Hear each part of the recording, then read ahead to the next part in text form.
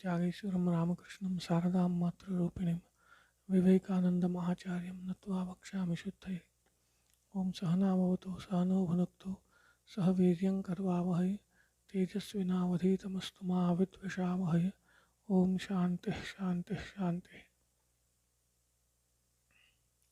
In our last class we discussed answer to a question. The question was Katham nu tad vijaniyam kimu bhati vibhati va. How shall we know the self? The self has been known by many. The Atman has been realized very proximately, directly and immediately by many. But how shall we know it? Does it manifest itself? Can it be specifically known as an object of our understanding? That was the question. And the answer was that the sun, the moon, the lightning and the fire and all these sources or these physical lights, these cannot illumine the self, which means the self is not an object outside us, because all these physical lights, they illumine objects that are outside us, different from us. These do not illumine the self, that is, which means self is not outside us. Na tatra suryo bhati, na chandra tarakam, like that. Then said, tameva bhantam anubhati sarvam, tasya bhasa sarvamidam vibhati. So there are these entities which help in knowing, in illumining an object. In illumining objects, there are entities, starting right from our own mind. Our own mind, senses, these have the power to illumine. So also the physical light, the sun, moon, all these have power to illumine objects. And this mantra says that this power doesn't belong to these entities themselves. Tameva bhantam anubhati sarvam. The self shining, these shine. Tasya bhasa sarvam anubhati. All these illuminators, so to say, they reveal their objects by the power borrowed from the self. Just as hot water burns, so to say, not by its own heat, but the heat that is borrowed from fire. So also the mind, the senses, the sun, all these, they illumine by the power borrowed from the self. And just as fire is present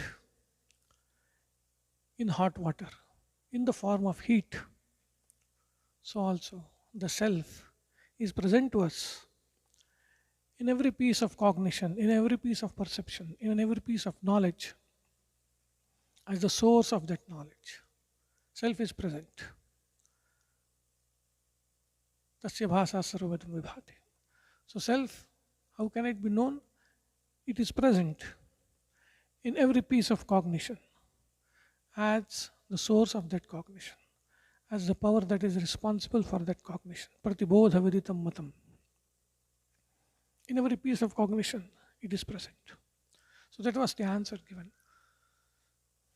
And with that, this second valli of this second chapter ends. Today we will start with the third valli of the second chapter. It also happens to be the last valli of this Upanishad. So in this Upanishad we have seen some similes. One was the simile of two birds sitting on the same tree. Dvasuparna sayujasa. Ratam pibanto. In this Upanishad it is Ratam pibanto sakritasya loke. The lower bird is the Jivatma, the individual self, and the higher bird is Ishvara. Then we had the imagery of the chariot. This body itself is the chariot, and various parts of the body, as also the mind and intelligence, all these were compared to various parts of the chariot. The charioteer, the horses, the reins, and all that. And the owner of the chariot is the self, the individual self. That is the owner of the chariot here. Then we had Puramekadashadwaram. This body again itself was compared to a city of 11 gates, and the king of the city is the self. Like that, we had different imageries, similes given in this Upanishad. The sixth value also starts with another imagery. Here, the approach is slightly different. In all those, the inquiry was within ourselves, within this individuality of ours, microcosm, if we can call it. Here, it is the macrocosm, that is the creation itself, that becomes the object of this imagery. Bhagavan Bhashyakara says, Tulavadharanena Moolavadharanam. This is some kind of a maxim, you can say. You're going somewhere and then you find cotton, silk cotton, floating in the air, cotton. When you see the cotton, you infer there must be somewhere cotton tree nearby. Without cotton tree, you won't get cotton. So there must be somewhere cotton tree nearby. If we search the cotton tree, then it should have its roots. Without roots, there cannot be a tree. So from the cotton, we ascertain the nature and existence of the roots of the cotton tree. From the effect, we ascertain the cause. That is the approach taken in this particular Valli, especially in the first few mantras. And the mantra goes like this: Urdhvamulo Vakshakha Eshoshvattha Sanatanaha Tadeva Shukram Tad Brahma Tadeva Amritam Uchyate Tasmin Lokashrita Sarve Tadunatyeti Kaschana Etad Vaitad. This whole creation, Esha. Esha means this. That is what is perceptible to us, what is available to us. This whole creation. It also refers to other aspects of this creation, by Lakshana, so to say, which are not immediately perceptible to us. Like other lokas, this Pitraloka, Swargaloka, and so many lokas, lower worlds, higher worlds, all these. All the lokas together, this whole creation. This is the effect. Like cotton, this is the effect. Seeing the effect, we say if the world is there, there must be some cause of this creation. Without cause, without a creator, there cannot be a creation. So there must be some creator for this whole world. It is running so meticulously, so perfectly. So there has to be some cause, some creator, and also its maintenance, responsible for its maintenance. A person, an entity, an intelligence responsible for its maintenance. So from the effect, we ascertain that there must be a cause. There must be someone wherein this world is rooted. There must be some entity which is maintaining this world. That is the approach taken.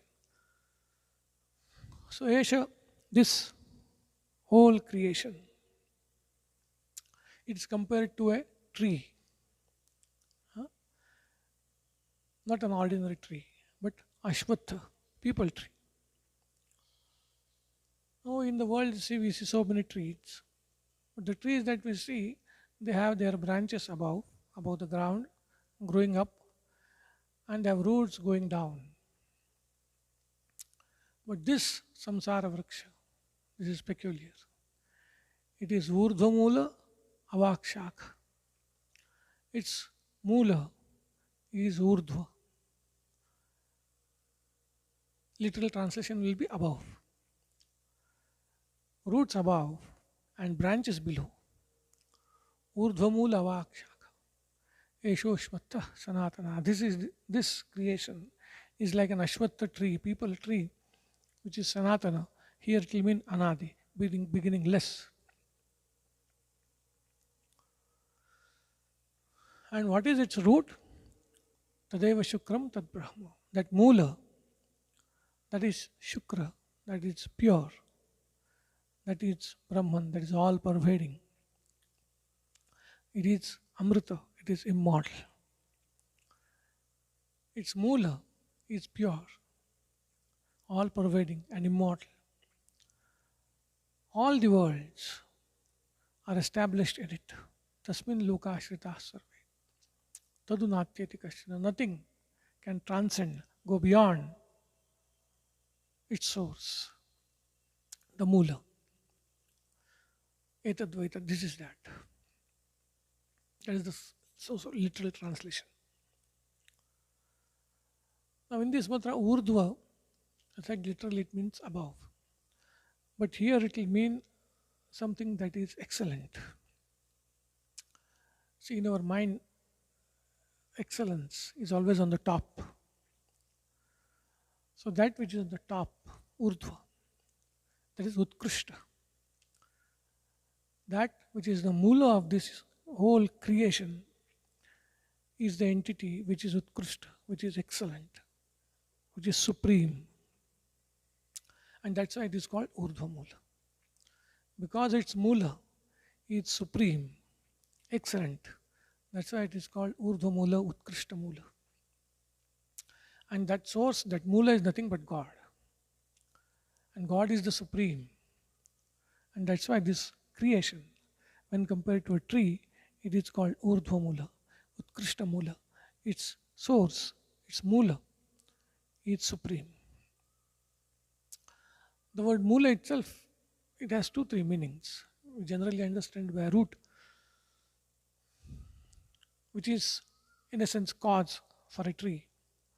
And here also, God is the cause for this creation. But tree is also responsible for the maintenance of the tree. The nourishment comes from the roots. So God is Pratishtha, so to say. The world is rooted in God. He is a substratum, so to say. God is responsible for the sustenance of this world. In that sense also, it is the Moola. And in this case, Moola also means Swarupa. The real nature of this world, the reality of this world, its Swarupa is God alone. So the word Moola, it will mean its source, the cause of its maintenance, its sustenance, and also its Swarupa, its real nature. All these three are Utkrishta, are Urdhva, are God. God is the cause of this universe. God is responsible for its sustenance, and God is the Swarupa, the real nature of this world. So Urdhva Moola. Avak Shaka is this whole world, these are Shakas. From Brahmaloka up to all lokas, various Shakas, and also this Prithvi Loka included. The manifested universe are its branches. When you say manifested, it means whatever is the object of perception, whatever is Indriya Grahya, whatever can be perceived by senses and the mind, that becomes manifested. So the whole manifested creation, all the lokas together, these are avak. Avak means lower. Lower because they are impure, not Shuddha as God. And this is Ashwatha Vriksha. This creation is compared to Vriksha. Why is it compared to Vriksha? There are also different commentators and those who have given talks or written books, they give different reasons. Why this world is compared to a Vriksha? The similarity is in the Vriksha, in a tree, the trunk and branches, these are all visible. The roots are not visible, they are deep down, not visible to the eyes. You have to dig around to see the roots. So also this world, the effect is visible. Its branches and trunks and leaves, these are visible in the form of this whole creation. but its root, its cause of its origin, cause of its sustenance, that is not visible. The God is not visible.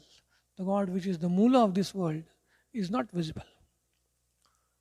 Only the effect is visible. The cause is not visible, just like in the case of a tree. So it is called compared to a vriksha. Another reason why is it compared to a vriksha is vriksha vrashchanat. Vriksha has this vulnerability that it can be cut. Vriksha has this vulnerability that it can be cut asunder. So also is this samsara. Our involvement in this samsara can be cut asunder. It can be felled. So it has this similarity. It has the vulnerability like tree. This tree can be cut. This samsara vriksha, our involvement in this samsara can be cut. And third reason, we do not know whether seed came first or tree came first. There can be no tree without seed and no seed without tree.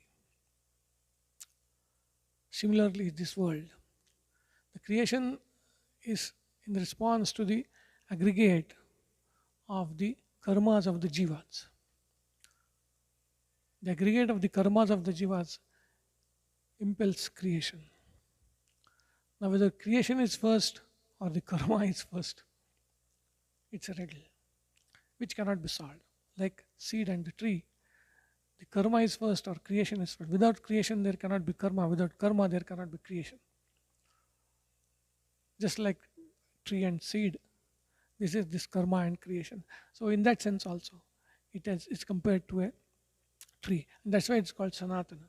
It is Anadi. In this context, Sanatana means Anadi. Because there is this riddle you cannot define which is first. To overcome this, they say it is Anadi, it is beginningless. Don't try to find out its beginning, it's Adi. But it has the vulnerability, like a tree, it can be cut. This is this tree. And it is not any ordinary, it is not any tree, it is Ashwatha specifically. Again, why is it called Ashwatha? People tree only. See, people tree leaves are very light. Little wind and they start rustling and moving. So also is this world. Pratikshanam anyatha svabhava. Every moment it is changing its nature. Today it is one, it appears one, tomorrow it appears another. It is changing, changing. Always moving. Like the trees of Ashwatha, like the leaves of Ashwatha tree. And etymologically, from the standpoint of language, Sanskrit, the Ashwatha has a specific meaning. Shva means tomorrow. So Ashwatha means Shva tishtati nava.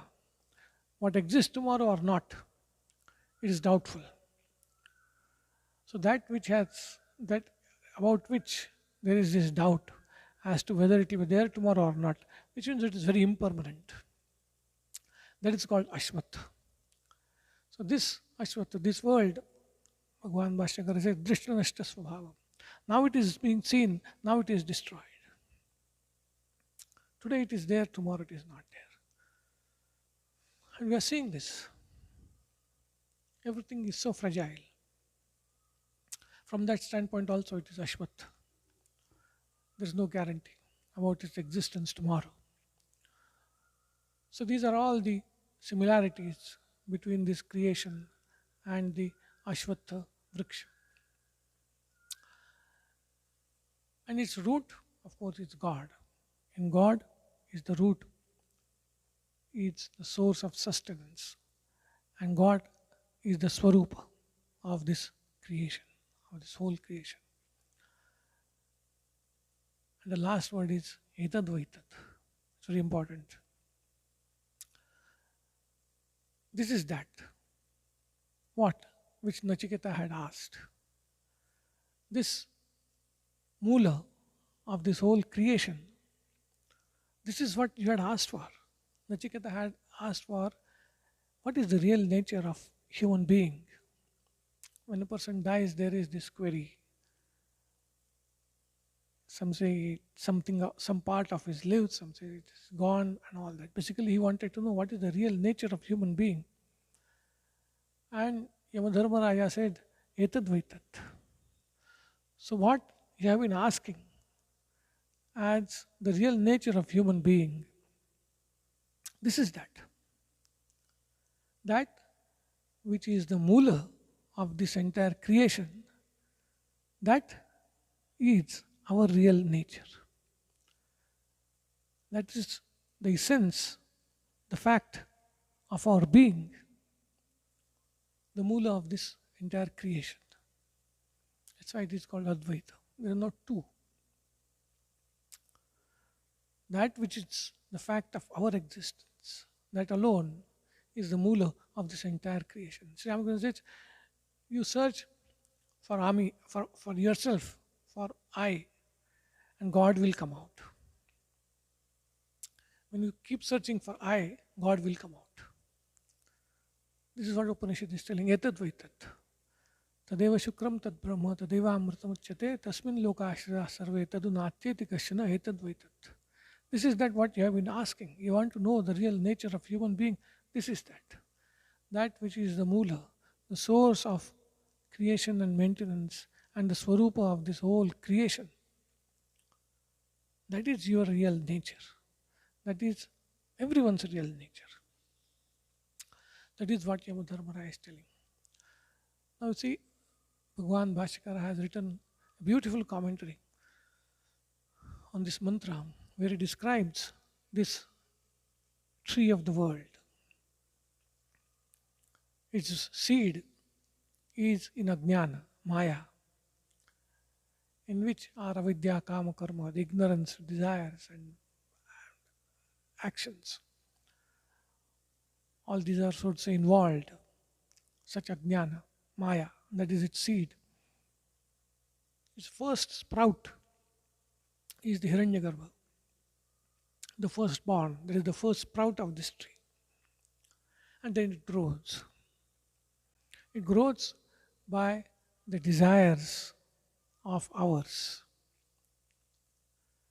We, with our desires, nourish this tree of samsara.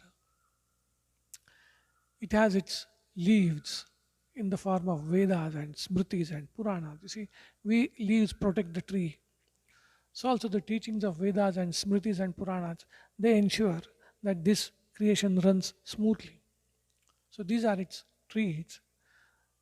Actions are its flowers. And it has its own taste. The fruits of the tree has different tastes. So also our experiences of happiness, misery, success, failure, what are all these various experiences? These are the rasa of this tree. There are so many nests on this tree. All these lokas are like nests. Prithviloka and then Pitruloka, on the branches, nests are there. And we, the jivas, are the birds sitting on this tree, sheltered in this tree. We are in this tree of creation, tree of the world. In various lokas, various jivas are there. Bhashyakara says, Kadalistam bhavan nissaram. You take plantain tree, sheath after sheath, you keep on removing, hoping to find its pith, some sara. You won't get any. It is nothing but sheaths. So also this world. You run after finding, hoping some joy, hoping something. Nothing holds, nothing stays with us. Everything is sheath without any pits, without any pith. Kadalistam bhavan nissaram. And he says, evening, the birds will gather on the tree and create a roar. Evening, if you go near a big tree, so much sound. Like that, various people, some are rejoicing, some are laughing, some are weeping, some are lamenting. Maharava. A tumultuous sound is being made in this whole creation. That is the Maharava. Such is this creation, the Ashwatha. like a big people tree. Roots are not seen. Its swarupa is not seen, but it is there. From the effect, it must be there. That is the inference. We have to dig around. Then only we can see the roots. Same mantra we get in slightly different form in Bhagavad Gita also. Urdhvamula shakham ashwatham prahuravyam chandamsyasya paranani yastam veda savedavit. Like that it goes. Next time we'll see. Om Shanti Shanti Shanti Hari Om Tat Sat Shri Ramakrishna Arpanamastu.